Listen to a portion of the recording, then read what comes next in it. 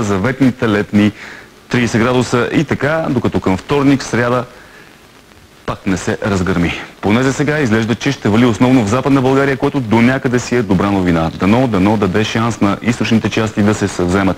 Оставаме ви с тази събота и Мариана Декилска.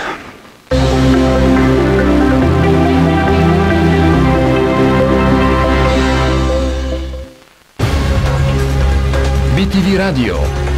101 причини да слушаш.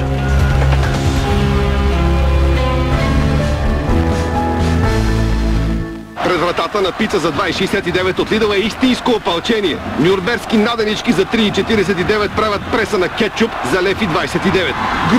Груба намеса от страна на наденичка с номер 4. Кетчупът се размаза на тревата. Това си плаче за картон. Lidl, заслужава си. Елате от 20 до 22 юни и се възползвайте от специалните ни предложения за футболни фенове.